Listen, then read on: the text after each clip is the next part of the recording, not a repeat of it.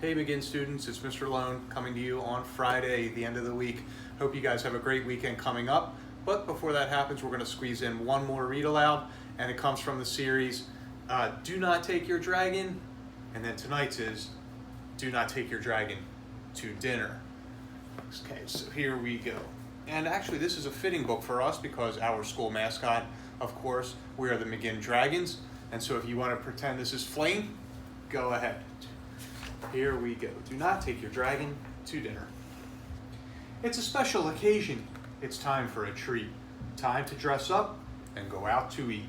But carefully consider your dinner's guest list.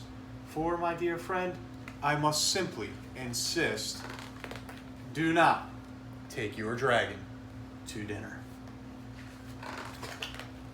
A rude guest like a dragon disturbs everyone.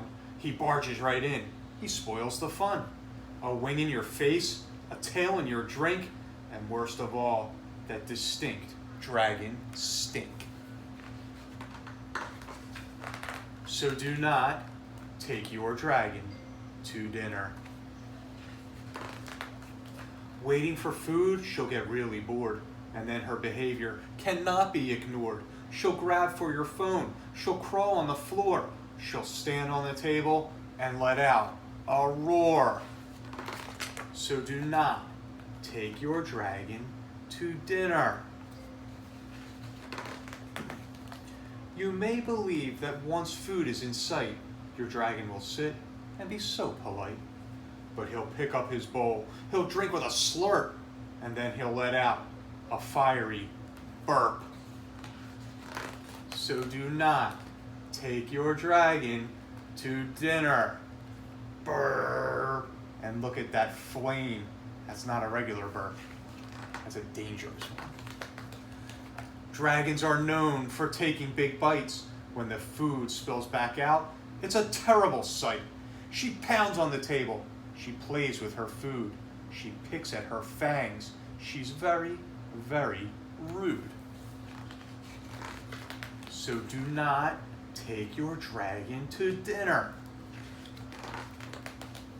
But my dragon is so very special to me. Celebrate without him? It simply can't be. He's part of my family, part of my heart. What can I do so we don't have to part?